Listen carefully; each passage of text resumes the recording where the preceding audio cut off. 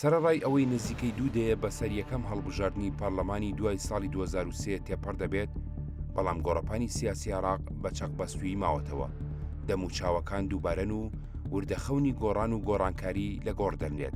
6 هەڵبژاردننی پارلەمانی نەیتوانیوە سووری هەمان دەموچاو و کەسایەتەکان بشکێنێت.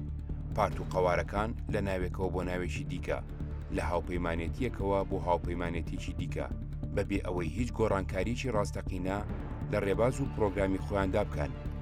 هەرچەندە هەندێک ڕوخساری نوێ هەوڵی چوونە ناو گۆڕەپانەکە و ململانەکان دەدەن، بەڵام ڕوبەڕووی ئەو بربەستە تۆکمانە دەبنەوە کە زلهێزە کۆنەکان لە ڕێگەی پاری سیاسی و پۆست و چەک و تۆقاندنەوە کەڵەکەیان کردووە. بەردەوام بەشداری سیاسی وڵاتیان لە هەڵبژاردنەکاندا کەم دەبێتەوە. ئەوەش دەرخەری ئەوەیە بۆشایی متمانە لە نێوان شەقام و سندوقی دەنگدان فراوانتر دەبێت. سایتی عالەمە جەدید راپۆرتێکی شیکاری لەسەر هەڵبژاردننی خولی شەشەمی ئەنجومەنی نوێنەرانی عێراق بڵاو کردوێتەوە و تیدا نووسیوێتی نەخشەی سیاسی عێراق پارتە کلاسیک و نەریتیەکان لە خۆ دەگرێت کە بە کورسی دەسەڵاتەوە چەسپاون و ئومێدی گۆڕانکاری گەورە نییە. هاوکێشەی سیاسی عێراق بە هەمان گۆڕاوەکانەوە دەگەڕێتەوە. پۆستەکان لە نێوان سێ بلۆکە سەرچیەکەی کورد شیعە سوننەدا بەش دەکرێت، لە سەرۆکایەتەکانەوە تا پۆستەکانی خوارەوە. چوارچێوەی هەماهەنگی پێگاتەی شیعە کە هاوپەیمانی دەوڵەتی یاسا بە سەرۆکاتی نوری مالیکی و هاوپەیمانی فتح بە سەرۆکاتی هادی عامری و هاوپەیمانی هێزەکانی دەوڵەت بە سەرۆکاتی عەمار حەکیم لەخۆ دەگرێت. بەرێکی دیکە بریتیە لە عەتا بزوتنەوەی مافەکان و پارتی فەزیلەت لەخۆ دەگرێت. لایەنە کوردستانەکان کە یەکێتی و پارتی سەرکردایەتی دەکەن و ئەو لایەنە کوردیانەش کورسی پەرلەمان بەدەستدێنن دووبارە دەچنەوە هەمان چوارچێوە یان لە دەرەوەی هاوکێشەکە و وەک گۆڕاوێکی لاواز دەمێننەوە. پێگاتەی سونەش ژمارەیەک لایەنی سیاسیان هەیە. دیارترینیان هاوپەیمانی پێشکەوتن تەقەدوم، هاوپەیمانی عەزم و هاوپەیمانی سەروەری کە بە ڕێکەوتنی محەممەد حەلبوسی، موسەنا سامەڕایی و خەمیس خەنجەر سەرۆکاتی دەکەن.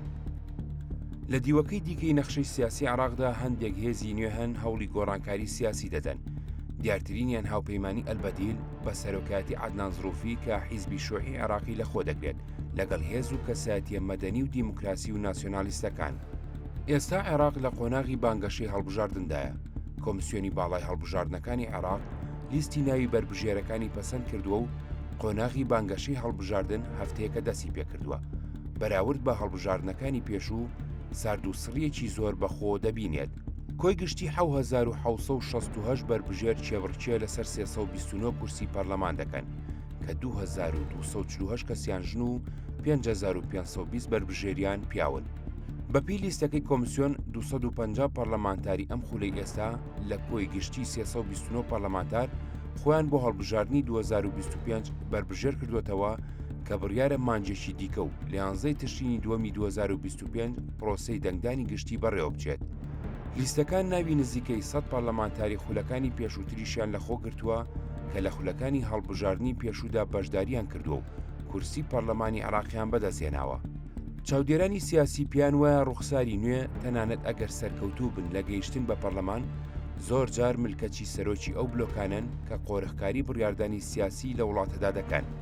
نیگەرانەکە لەوەیە ئەگەر نوێنەرێک بە پشبەستن بە پەیامی واتساپ یان ڕێنمایی ڕاستەوخۆی سەرۆکی فراکسیۆن یان قەوارەکەی دەنگ دەدات لە پەرلەمان، ئەگەر بیۆری ئەوەی هەبێت لەم هێڵە لابدا، ئەوە هەڕەشەی دوورخستنەوەی لێ دەکرێت یان سزای حیزبی بەسەردا دەسەپێنرێت.